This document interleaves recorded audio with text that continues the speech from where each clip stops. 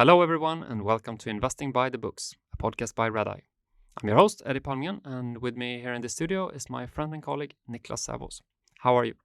I'm great and feel honored to have a true legend in Swedish business literature in our studio today. Great, same here. I woke up really early and I was really excited for recording this episode. Today we will speak to Ronald Fagerfjäll, a Swedish journalist, editor-in-chief, author, political writer, and business historian, born in 1945. Over the years, Ronald has been extremely productive, compiling more than 30 books and numerous other publications. So, what will we talk about today? In this episode, we will primarily speak about Ronald's book, They Made Sweden Rich, which is only available in Swedish with the title Gjorde, Sverige rikt, and covers more than the last 100 years of business history in Sweden. It's a fascinating read, and what I like about books covering as long time spans such as this is how much is changing over long periods of time, while it feels that there's practically no change in real time. They Made Sweden Rich was first published in 2005, and we are honored to discuss it with its author. Here comes our conversation with Ronald Fagerfjäll.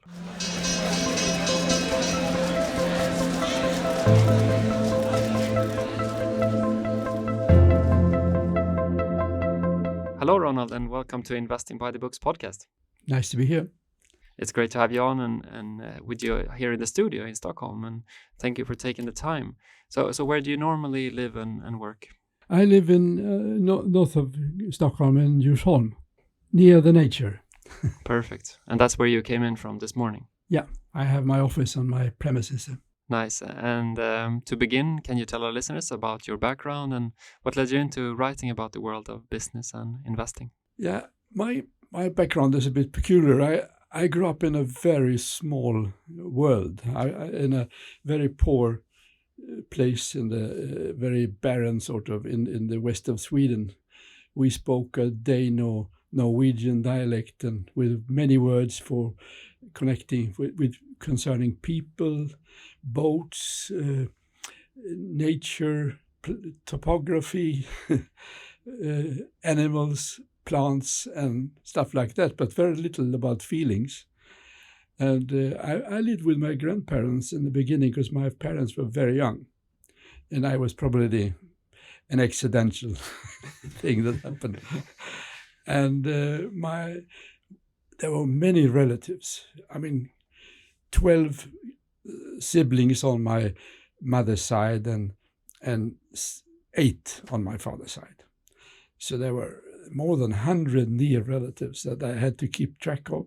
And I think the brain is very sort of plastic when you're small.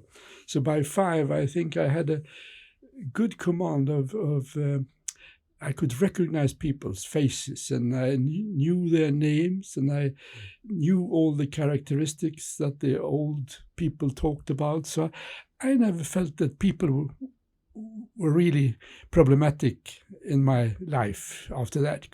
The problematic thing was rather, what was the world? I was living in a small world with a loo over on the other side of a farm, and the water was taken in a bucket, and we had a wooden stove and a well on the garden where we had to use buckets. So a lot of animals. So that was a very different world. It could have been medieval, but by 5, I had learned that word, and I got very much praise for learning it, and I felt like a small prince or a king in that surrounding. And then my father and mother moved to a new house, because Sweden was moving very fast in those days, and this was by 1950. And we had our own house with central heating and hot and lukewarm tap water, and everything changed. And I thought it was a bit boring because I wasn't in the center anymore, and I was the oldest amongst a growing number of siblings. So I escaped to my grandmother many times. And they liked me to be there. So I stayed with one foot in the old world and one in the new. And I had one grandmother on my father's side who was Pentecostal, a very fanatic sort of woman. that ruled her world. And my grandfather was a very strong, autocratic, old-fashioned, conservative Christian Lutheran. And I had to go to 2 Sunday schools to solve that problem. So I started off with a very polarized world. Everything couldn't be true. And my father was a socialist, and our daily paper was socialist, and it had more views than news. And we had one channel, radio channel, in the kitchen. It was always going on because my parents were intellectual. My father was absent normally, but my mother liked to have the radio on. We discussed a lot of things, and she told a lot of things, and the world seemed very interesting. So I listened a lot to the radio, and since I was the oldest, I had to learn how to read by myself. So it took some time, but by 8 or 8.5 maybe, I read my first book, and that was a revelation. I mean, suddenly I had people around me. I mean, novels. I understood them because I was trained understanding people. And after 2 or 3 books, I didn't read them anymore. I just devoured the books one by one. What type of books? All kinds. Anything. I mean, there could be anything I could find. My mother and father, they were, as I said, they were intellectuals. They had a bookshelf, and everybody had a bookshelf, but the other people, they had souvenirs in the bookshelf. But we had books. So, of course, I started like a termite and read through the whole bookshelf. And then I started to visit the school library, and they didn't have that many. So I had to go on to the library boat. And I went there with 2 shopping bags every week. And people, they talked about me. They said that there is this small boy, and he's reading all the time, and he's probably going to blow his brain within 2 or 3 years. And we feel such pity for the parents. My parents, they didn't really mind. They thought it was a good exercise, and I went to school, and I didn't think it was very interesting really, because I was many of the interesting things I was exploring in the winter time when everything was cold and damp and dark. There was nothing else to do than to read, really. And since I was doing that, I didn't fancy sport very much in the beginning. But in a way, I changed because I read the books. I mean, I listened to the radio. So slowly, I switched to the real Swedish, and I could speak a more rich language than most people around me. So I became popular in the association world with different, 4-H and all kinds of, they wanted somebody who could handle people and talk in front of audiences and speak a little bit more rich language. So I was sucked into that world and became an organizer in a way. And I grew 17 centimeter when I got into puberty. So by 15 I was a tall guy, very skinny but tall, and suddenly I noticed that I was a reasonably good high jumper, and I was also I found that the sport volleyball was my sport because I could jump, and so I founded a team and read the rules and the training. Many things like that. So I learned from the sport and switched to the sport and felt that if I'm going to do something in this world, I have to have competition in my life. I have to break out of this countryside thing. I have to play with a better volleyball team, but above all, I have to go to the best school. So I sort of maneuvered my way to Hvitfeldtska läroverket in Gothenburg. It wasn't allowed. You couldn't go to any college in those days. But I had my mother's sister lived in Gothenburg, and there was a rule called Muster rule. if you had a near relative, you could have her as guaranteeing that you were taken care of. So I moved to Gothenburg and came there as a sort of Forrest Gump, really. And the teachers, they were, it was an old Latin type of priest kind of college, but they have changed to natural science as well. And we had young teachers in science, and we had reasonably young women teaching 3 languages, and we had old fogies teaching philosophy, history, everything. And it was a fantastic world. I mean, I always sat in the front listening. How did this shape you, this period of your life? I sort of connected to the books. I mean, I loved the teacher in literature history. I mean, she sorted things out. I loved the biology teacher. He was my hero. He sort of asked me, I can see that you know a lot of names and species and things, but you have to explain. And the religion guy said the same thing. He talked about, he probably was a priest that lost faith because he was a heathen, said one of the pupils. He thought it was, and I was a heathen too. So that guy thought it was not fair that I got the highest mark.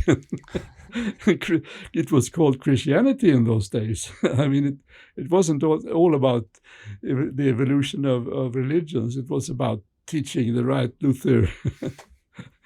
But that priest, he really liked to discuss this. So I came out of the Hvitfeldtska, as a fairly, I mean, I didn't spend much time reading their books, but I listened well. So my marks were okay, and I met met an advisor, a young girl who we talked about what I was going to be, and she said, biology you can only be a teacher. It's not a very good path for you. How about economy? It's very evolutionary. She said. How did she know?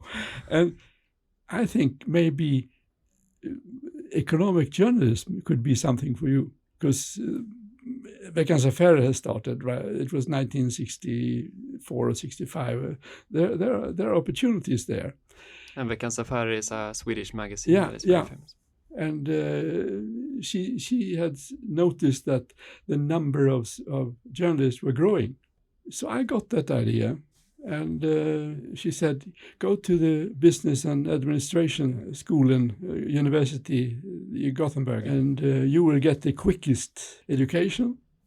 And the journalist education is shit.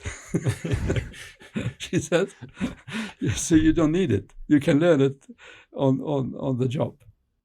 That fits good for us. I mean, me nor Eddie has a background as journalist, so that helps. We're more like economists by training. Yeah.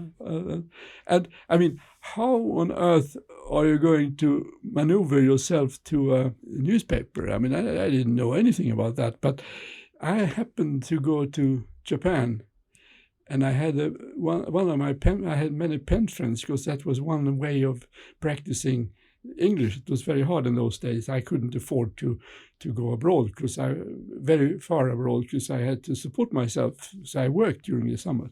But I had a bunch of pen friends. And when I came to Japan, I wrote to the pen friend that let's have a coffee on the airport.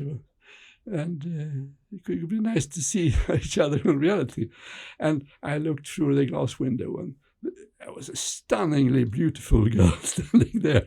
I had just seen You Only Live Twice with James Bond. There she was. And I skipped the journey and went with her instead.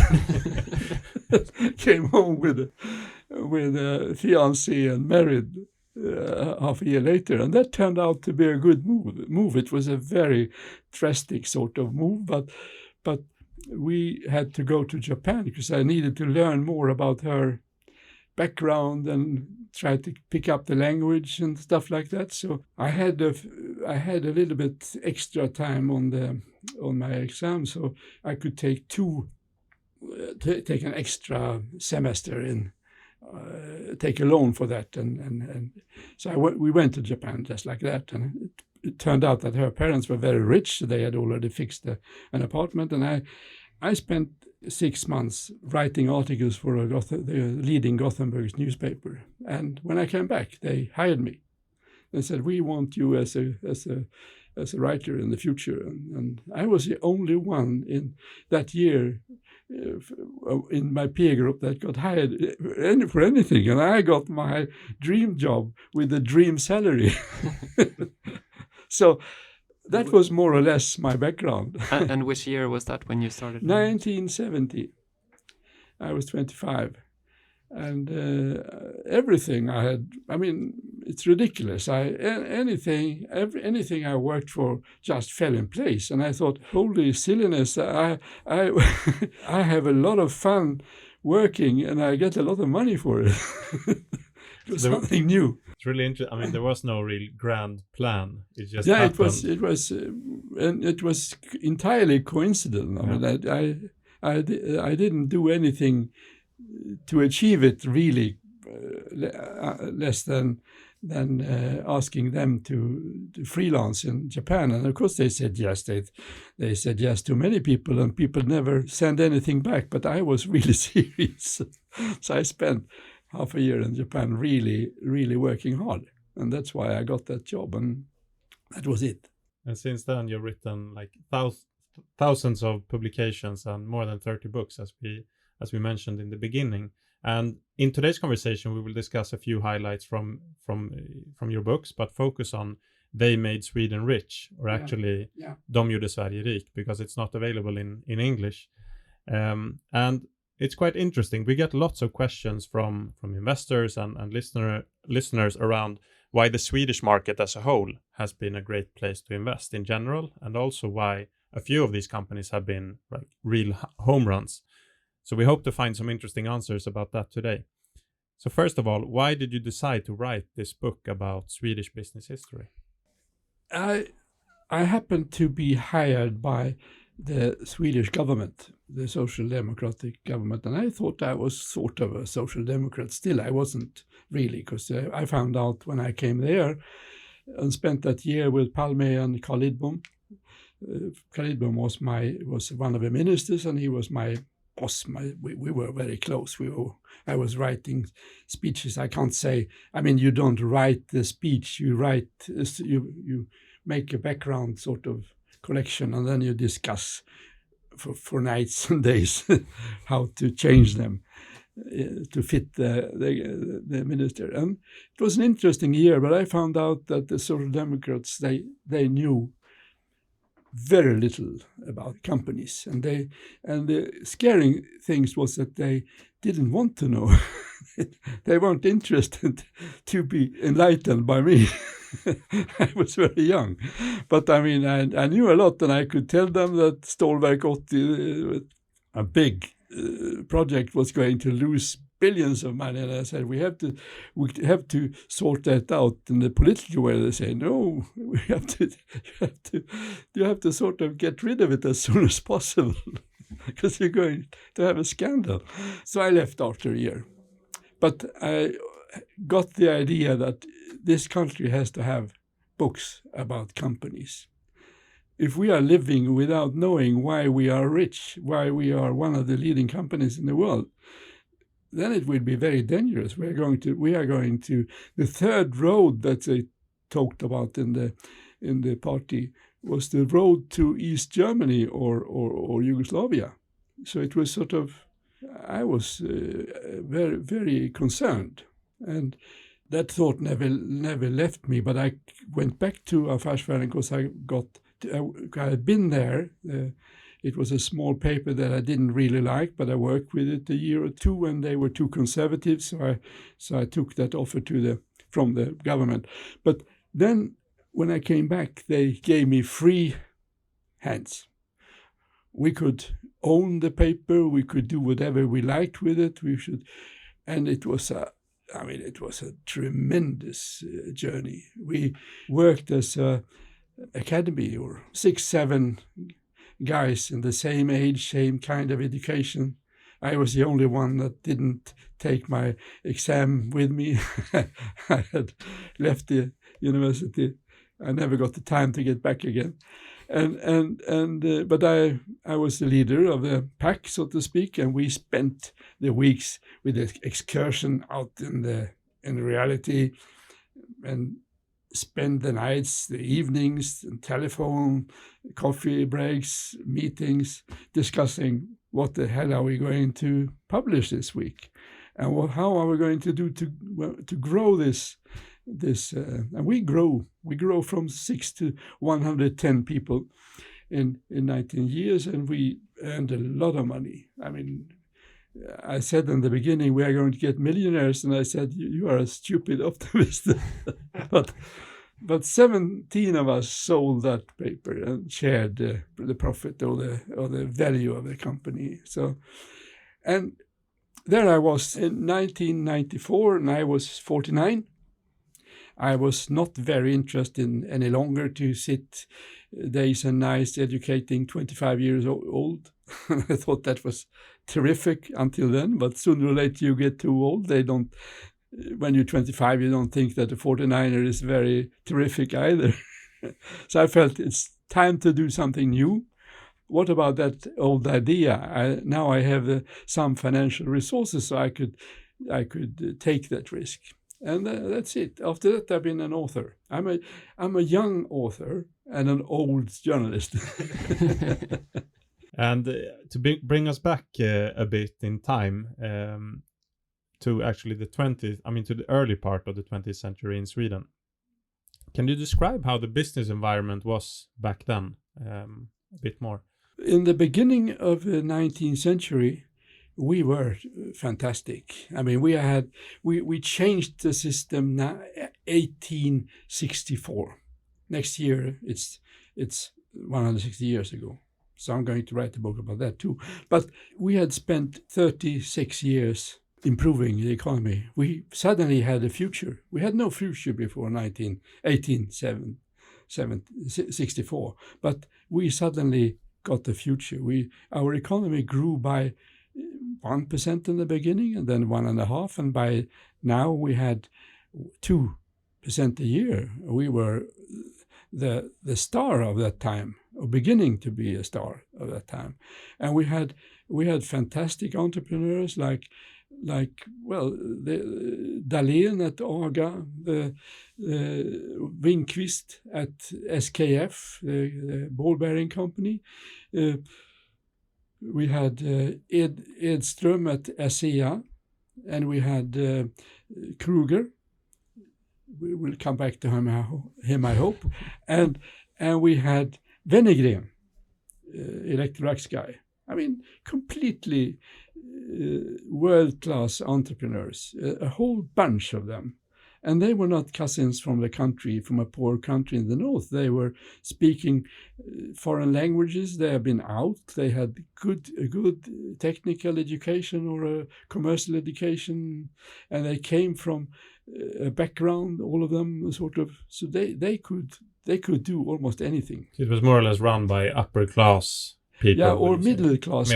But still, I mean, they came from Stockholm, and they came from places like Kalmar, and that was a commercial place, and Uddevalla on the other side. I mean, trading posts in Sweden and the Western. So we had really started to be something in the world. So I felt it was a good start for that book. I mean, it was a start when the professional leader took over the companies of Sweden, started to build international companies. The Swedish market was too small, so they had to go global at once. And to do that those days when you have to spend 2 weeks to get to USA, I mean, you really had to have a model. You have to trust people, and you have to have a model to how to run this kind of thing. And you have to have a very strong health because you had to work day and night. And we will get into it a bit more, but how was the relationship between business and politics and unions and so on at that time in the early stages? Very good, I would say that there were a few Marxists, but I mean the old generation was shaping the society. They wanted to live in a better society. I mean, it was a very poor and I mean we could read because of the Lutherans. We had the catechism, the pocketbook to my grandfather. I mean, if you needed to know how to live, you just read there, and it was faith alone. But now they had to change the whole society. So they built schools, they built town halls, and they changed everything. Stockholm was a small pestilence place the size of Borås, or a very small town, and it grew like crazy for 30, 40 years, and it was entirely a private project. I mean, there were no workers movement or anything. They were just liberal entrepreneurs of the old school. So they had provided a society by now. I mean, 1900. Slowly it had fallen into place, and it was getting better and better. The railway had taken Stockholm and Sundsvall out from the ice, from the grip of the ice and the cold and the winter, and Gothenburg, that had the lead before that, was sort of equal or a little bit less than Stockholm. So it was an Eastern phenomena in a way before it was a Western. It was an interesting place. And we discussed it a bit. I mean, it's necessary to find the best entrepreneurs and managers, but often it's even more important to avoid the really bad ones, which leads us into Ivar Kreuger, as you mentioned before. And for those not familiar with him, who was he? He was a formidable person. I mean, he grew up with a family that was reasonably successful in business. They had troubles and they had successes and they had a history. And he was a very odd kind of guy, but very sharp, very good at school, very minded and driven. And maybe a bit like some people are. I mean, overestimating his powers. And this guy, he went into the world and learned a lot. I mean, he spent a lot of time in US after the technical school, and he spent a lot of time in South Africa, where his ancestors had been occasionally, and he spent time in Paris, and he came back with some money and a patent, an American patent, how to build cement houses, how to mold houses like NK, the leading department store, or the stadium, 1912. I mean, the stadium of Stockholm. Mm. He built that. He built a lot of stuff, and he was very, very good at making deals. And he also teamed up with Henrik Palme from the same town, who became his mentor. So he worked with his bank, the investment bank the investment bank of Stockholm. It's not very known, but it was very successful in those days. And sitting there, he, in the middle of the war inflation, was fantastic for him. He could acquire real estate stuff and a cinema chain and all kinds of production companies, and he built a conglomerate of different things. And then he by chance got into the structuring of the Swedish match industry, it was a Swedish invention, the security match, and there were many small makers, and the entrance barriers were rather low, so there were 30, 40 different companies, and there were 2 trusts built, and one of them, they had a problem with the younger brother of Ivar Kreuger, Torsten Kreuger.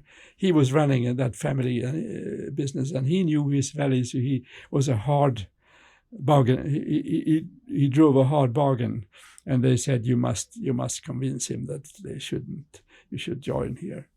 So he went in and helped them, and without really thinking much about it, soon he was in the business himself. He took over this match trust, the Eastern match, but the other one was bigger, from Jönköping in the middle. Valkan was the name of that one. And by 1918, he has done such a good job, so he could merge them and take over the whole lead and the whole power and the money and everything. And the problem was that this inflation balloon got busted the same year. It's very often very common that you merge 2 companies on the top of a value cycle, and that's what he did. So he went into the recession owning a company that he had really that was really owned by the banks. And what do? He just doubled down and enlarged the play. And he had contacts in US, and he started to do he was a bit like Elon Musk. He saw opportunities everywhere, and people were very impressed by him. And I think maybe 1923, he still had a chance to get out of the business, but slowly he got stuck. It got larger and larger and larger, and by 1928 he was incredibly big. He was a bit like Elon Musk or the guys, the high leveraged guys in the world. So he was standing there, and the stock market in US collapsed. He doubled down again, started to move money from the American market to states like Germany, and it worked. I mean, they thought they were very happy to have a guy like that could open any door. Then came one of the worst climate catastrophes in history, the Dust Bowl on the American prairie. I mean, if you read The Grapes of Wrath, for example, you understand what kind of stuff it was. People were suddenly poor in the US. The economy went down the drain. The depression was everywhere. It was spread to Germany, where 6 million people they didn't die the first year, but they were still hungry every day, and they had no jobs. And there was he was getting older, a clown named Adolf Hitler. He had 3% of the votes in the elections. Now he had suddenly 30% or 30 point something. And we know how that story continued. And in US, it took 7 years to get this economy in order again. And of course, they stopped the trade with other countries, and they took back the credits to Germany and France and others, and the whole world sort of slipped into recession. And what happened with Ivar Kreuger? Ivar Kreuger came back to Sweden with his, rents that had to be paid, and Sweden was far too small.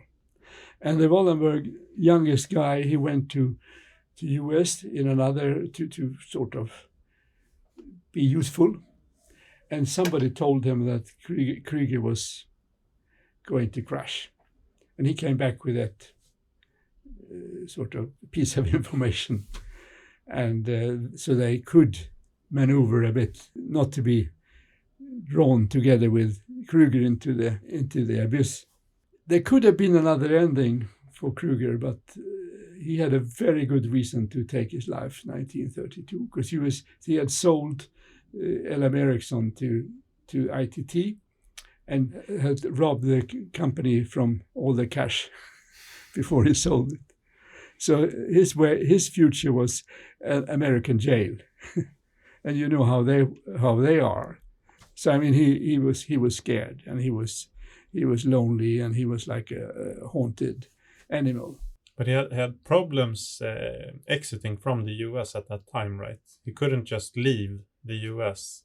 When he actually left, it took a lot of time. He had to sort of sneak out. Yeah. And he couldn't go there again. And how could he rescue his group when he couldn't? I mean, cash is everything in a situation like that. I mean, the people have always talked about the value of the companies, but there is no future value if you don't have cash. And he learned that very quickly, but it was too late. And this is a guy who has lended money to many different countries even. Yeah, I mean, it was everywhere. It was something like, and they were missing money. And maybe Mussolini was the guy who got that money that was missing. But of course, a guy like Mussolini, he said there was nothing. I mean, he denied that he had any business with Kreuger, but Kreuger, of course, had business with Italy. And there was another sphere that was very dangerous. That was Stalin. It could have been Stalin who killed him, or Stalin's guys, because he had business with Kreuger as well. And Kreuger's other businesses were competing with the Russian match factories. So he was in a very sort of complex business surrounding. And one type of company common in Sweden is the holding company, the investmentbolag, which is typically majority owned by a family. Why do you think this ownership form is more common on the public market in Sweden compared to other countries? I think that's a social democratic phenomenon. They believed in market economy without owners, which is a stupid idea. And they believed in functional socialism. So they thought of companies like something the politicians can or the state can own, or more or less by having very, very confiscatory taxes in order to keep the owners poor and powerless, whereas the people working in the company will work as like most other they do in the state business. I mean, you're hired. You're a hired guy working with a collective, and we got that kind of model after the war. The companies were sort of a company like Volvo was built on tax rebates. If you did what the government wanted, you could have your investments tax-free. You could use all your profit and put it in different new projects. You could acquire new businesses, or you could build factories. And if you built a factory in northern Sweden or middle Sweden, then you can have it all, because that's what the politician wanted. And that system was working seemingly well during the fantastic after the world boom. I mean, they have names for it in the fantastic years in every language in the US. I mean, Italy was growing about 5 to 10% every year. And France had the glorious years, and everyone except Great Britain that had the empire to take care of, and it didn't work well at all. But Sweden was a winner because the demand was seemed like it would never stop. They needed the capacity of the Swedish industry, and they built factories, and they acquired new companies, and they grow during the years success. But when I came into business journalism in 1970, the party was over. I mean, it was a brutal ending, and they didn't understand anything. And the interesting thing was that I worked with the Japanese companies. I mean, I went. The paper wanted me to go back to Japan and make special issues, and I did that. And I talked to all the business people and top people in the Japanese business, or many of them at least, and they understood the world much better than the Swedes. They knew what was going to happen to Sweden. I mean, they had a fresh view of the world. They said, sorry, but the Swedish companies are going to fail. I mean, you don't even have color TV yet. All the TV and radio factories are going to close down. All the shipyards are going to close down. Maybe Kockums is an exception. They knew everything about every one of them. I mean, I was so impressed, and I came back with a sort of roadmap to Sweden and talked to the business leaders. I mean, the Japanese people, they say this, these transistor dealers, they don't understand this. I mean, they completely underestimated what was going to happen. So it's full denial in the beginning, but then actually much of that actually happened in the end right now. Yeah, and the reason for that was that everything was kept in investment companies. And if you don't empower the owners and the people running the companies really, then the banks are going to have the power. And the banks had the power. They had the money. So everything got very bureaucratic. So I mean, one aspect that I found quite interesting that I didn't know was that many of the large industrial companies in Sweden were actually more or less conglomerates, that they own pieces of many of the others. But then in terms of the holding companies, you had a few such as Investor and Industrivärden who were tightly connected to banks. Yeah. Why was that? Why did banks have these companies? I mean, in the Wallenberg case, it was special because they had slush funds stuff inside the bank, and they had such power over their companies, so they ran the financial side of the companies, so they could have the money transferred to the bank and hidden, not really from the state, but from the relatives. Because they were very scared that all the different interests in the family would ask for high dividends, and there were not going to be enough resources to sail through the next storm. So they were very cautious people. The investment company was sort of a side show. It happened when the government asked them to divest. You have to put your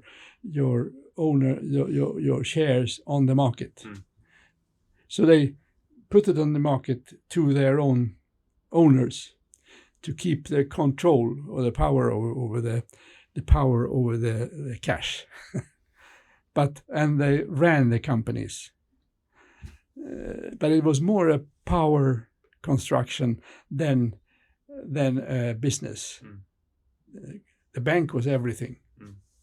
And the other ones, they sort of copied them because they were in the mid. I mean, Wallenberg was the leading family, and you have never seen a guy in Sweden more powerful than Marcus Wallenberg in those days. He was a bit like Henry Kaiser during the war in the U.S. I mean, a guy who was dealing with the government all the time. How should this be done? And Roosevelt said to him, build a bridge, build 30 attack boats or whatever. And it was the same thing with Wallenberg. We would like this and this. And he said, okay, we fix that. We have defensive airplanes, for example, whatever, atomic power, peaceful power. He was always there fixing and dealing like a conductor. He never asked a guy from the government to come to him. like he did with everybody else. He came there, but he didn't say when he was going to appear. So sometimes he appeared, and because I was working, so I know this from inside. Oh, Wallenberg is there. Oh, please, could you sit in the... And he knocked on the door and came in, and they had a chat and talked what was his errand today. And he was very sort of open and nice and joking and talking about all kinds of things until he went out the door. He turned around and said, oh, there was another thing. Then came the real. Yeah. The real That stuff. was the important. That was Sweden in those days. Yeah. We had an oligarch. And closely related to the holding companies are what we call serial acquirers, Yeah. who primarily buy private companies, and they use the generated cash flows to buy more companies.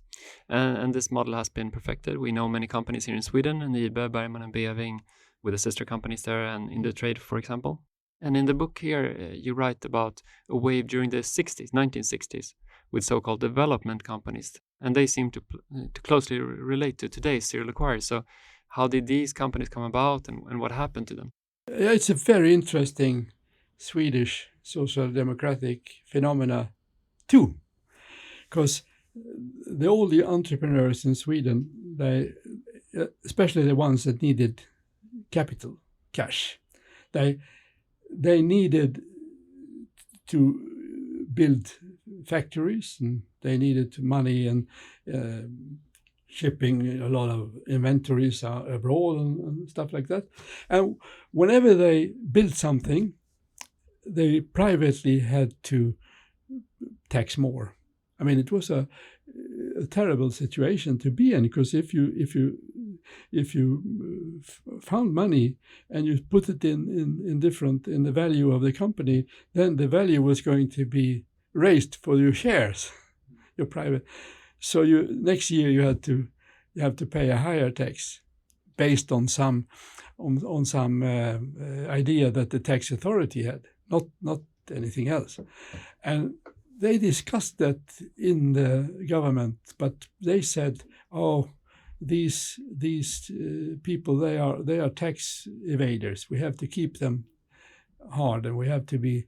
They didn't trust them. I mean, the entrepreneur was nothing in Sweden in those days. Even some of the business guys said that an entrepreneur is just an old-fashioned businessman with no cash and no education and no. So the development company was an idea of the banker Marcus Wallenberg. He started Incentive. And the idea was that he should put a lot of those entrepreneurs under an umbrella and help them. And Enskilda Banken, his bank, should help them with money. And since they were part owner and only own shares, they wouldn't be considered as I mean, they didn't have to have tax on more than their shares and their dividends they got. So they were more or less equal to all other shareholders in the economy. But the thing was that when you put all these people, all these entrepreneurs under an umbrella, the banking guys that had that umbrella, that supplied this umbrella, they wanted power too. And they were not entrepreneurs. So if you have 15 formerly very inventive companies, you end up having a bureaucracy for them. And Handelsbank followed with promotion. And I remember that people in promotion, they called it slow motion. And I think it was the same thing everywhere. They didn't mean it, but the result was that it became another investment company, only that they had so many different ideas, and it was very hard to control them. So you could see the development companies disappearing one by one, and in the 1990s they were sold or changed. But as you say, at the same time, there were companies like Bergman and Beving that pushed another model that proved to be successful. And speaking about that company, you have written a great book named Thiesenhult, where investors can learn about the history of Bergman & Beving and its very influential former CEO, Anders Börjesson. What do you think stands out with him as a leader? The interesting thing about him is mainly, like in many other cases, that he's a guy of his time. He grew up with some very entrepreneurial relatives, a normal guy, choosing the right kind of education and starting off as an accountant, learning the tricks of the trade just when the new computer systems came and all the efficient tools for controlling a company were developed. And he had his boss was a philosopher, sort of, and he was a very tough and ambitious young guy. So they sent him to different seminars and stuff, talking about what was going on in the world. And there happened to be the new idea of management that you could really see a connection between the market and the profitability. So there was a way of you could see that some company was more valuable than another because they have this and this way of working in their business environment, and some companies are more easy to control than others. And training companies were very interesting because they needed very little capital. And a lot of this theory came from the US, right? From US consulting companies. Yeah, especially from General Electric. Yeah. And because they had seen that a good manager couldn't save a bad company, and a bad manager could make it with a good company sometimes. So they really wondered why was that, and they sort of came with a lot of competitive analysis, competitive advantage, all kinds of these. It was a very lively period, and I remember it well because I started the management magazine because of that. So I was in the middle of that kind of theoretical, and it changed the business forever. And I think Anders Börjesson and his mentor, they developed a simple model for their sales engineers. They didn't know anything about accounting, but they taught them how to use 6 nuts to sort of tighten these nuts and check them every week or every day. And they had to do with the wages of a company and the inventory level. And it also had to do with the way you paid, how fast you paid how slow you pay your bills, and how fast you collect the money from your dealers, from your customers. Pay your dealers late and get the money quick from the customers. And it sounds very simple, but it has to be done all over the way, and you have to do it always. And if you do that, you get a lot of cash flow. Yeah. And you can spend that acquiring companies or investing in expansion. And you could probably grow without having too much problem with the bank. You can grow 25% a year or something like that. And I did that, really. And as you know, this guy who has never been very known in Sweden, I remember Sven-Ivan Sundqvist, who was very powerful because he mapped all the owners in Sweden, and in that owner list he was named Börje Andersson. Close enough. Yeah, close enough. Yeah, but it was really the Börjesson group all the time because he was the one who knew how to handle this, and Adtech and Lagercrantz, whenever the company got too complex,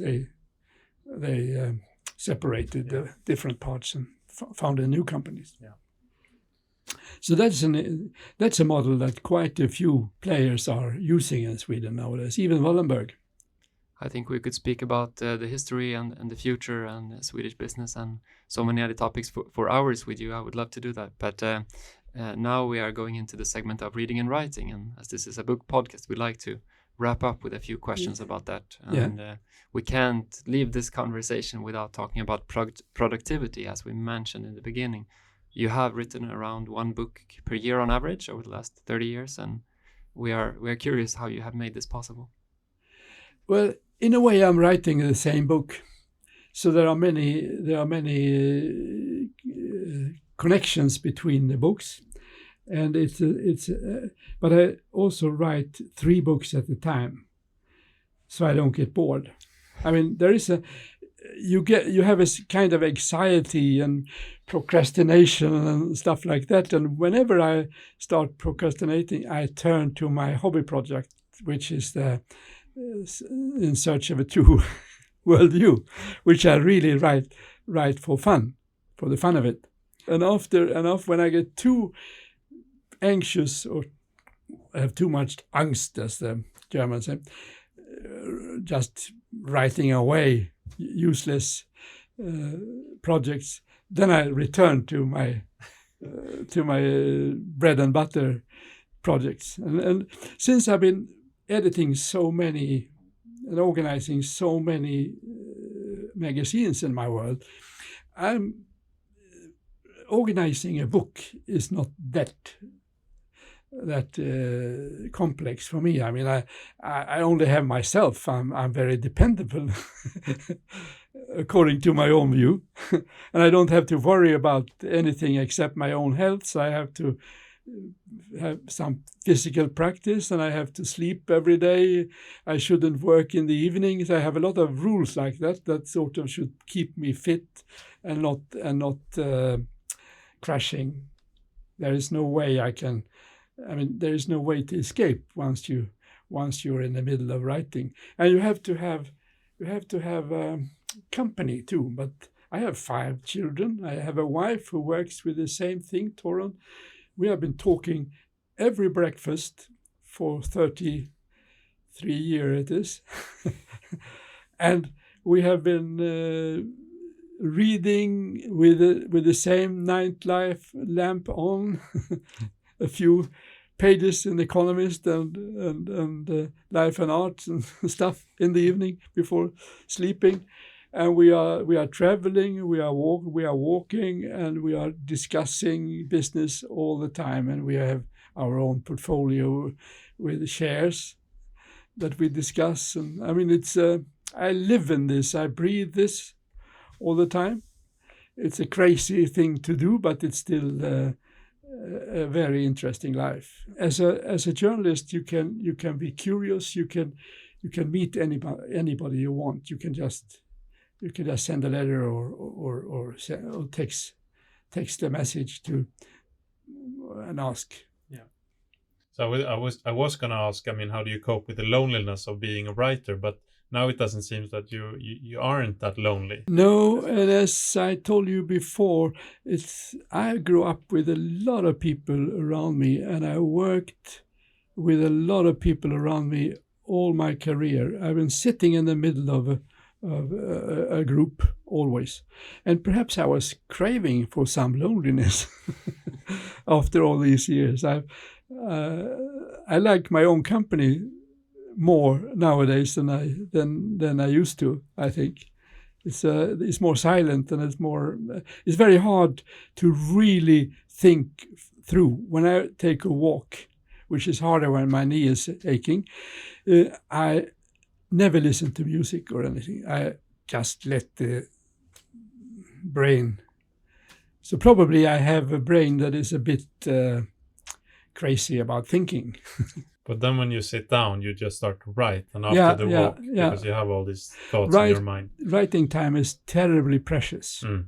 So that's a problem. I mean, you have to be, whenever you sit by the computer. I've done that since 1982. I'm computer literate, but not that good at it. But whenever I sit there, I have to be fresh. My brain has to be fresh. Otherwise, it's no use. I mean, if you sit and burn your night oil, it's like porridge up there. Nothing good comes out of it. I mean, so it's a very disciplined thing to do. I guess it's hard to choose a darling among all your books. I guess it's like picking one of your 5 children. But if you would mention your, say, 1 or 2 or 3 favorites among your books, which would that be? I think Electrolux book is not that bad. It's a very complicated story with 2 different entrepreneurs and a lot of problems, and the company meant a lot to Sweden, and it meant a lot to the management in the world.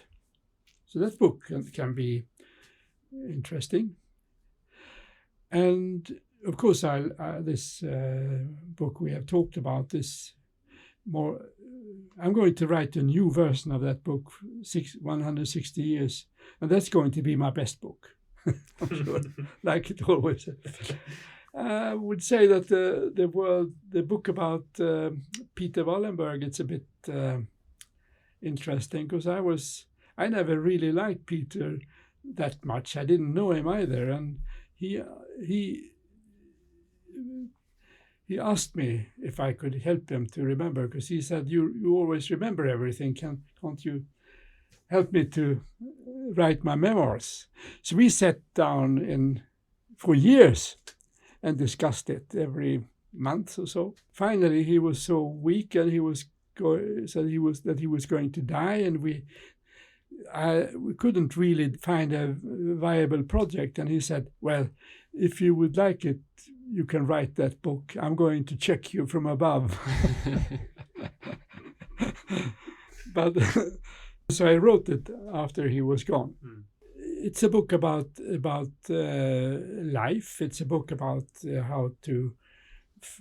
how hard it is when you have a father who doesn't like you, or doesn't really, even if you are fantastic, he doesn't really want to admit it. So there are many aspects, and it's also a book about Sweden, of course. And we will do a giveaway, as you have been generous enough to bring a few books in English here, and we will do a small giveaway on our Twitter or X channel after this episode. A question we often ask authors is there any book that you would love to read but not write yourself? Yeah, I have a super idea that I'm not going to go into myself because it will take so much risk. But I think there should be a book written about autocrats during the pandemic, how they changed. I saw it from outside. I read a lot of newspapers and I followed them. I mean, guys like Modi, guys like Erdogan, Putin, Xi Jinping, they were all Trump. They were all lousy, Boris Johnson, because they didn't care much about the people. They just cared about themselves. They were paranoid. They were uninterested. They just want to protect their group of vassals and their power group and their business and their corruption. So that's why they miserably failed. And the result after became a lot more anxiety and war. I mean, Taiwan and Singapore has a lot to think about now after when Xi Jinping got a bit more crazy. And you know what happened in Ukraine. It was in the cards. And it's not nice to be an Islam person in India, and it's not nice to be with Erdogan either. I mean, the world has changed because of a pandemic and because of a few people's brain or mind. And what do you read when you're not writing? I have read many books, and I'm not a name dropper, because one book that really made an impression on me was Machiavelli, and it's very misunderstood. He was the first one to tell the audience what kind of person an autocratic leader is. The prince, you mean? The prince, yeah. And he didn't dare to publish it. It wasn't published until he was dead. So Machiavelli was not that kind of person. He was just a guy who dared to tell what kind of shit this system was. I mean, so he changed the world. How do we see the top people when we take away the propaganda, and how do they work? What kind of system is it? Per Lagerkvist has written a book, Dvärgen. It's probably translated to English. It's a very good book too about the same problem, but it's a bit a copy of The Prince. Ronald Fagerfjäll, thank you so much for coming on Investing by the Books podcast. This has been an honor and a great pleasure for us, and I'm sure our audience have learned a lot about Sweden and international businesses as well. Where can our listeners follow you and your work? I'm going to do something about that. I haven't had time to do much about it because I've been trying to survive with it on the Swedish side. Sweden, I mean, the Swedish language is read by 1 in 800 compared with English. I'm going to be more active in writing in English and blogs and stuff like that. But there are many books that you have in English, and they are available on different bookstores internationally as well. 5, 6 probably, but not more than that out of 32. Perfect. We'll put that in the show notes. Thank you so much, Ronald, and hope to see you again soon. Yeah. Thank you. Thank you. Thank you for listening to Investing by the Books, a podcast by Redeye.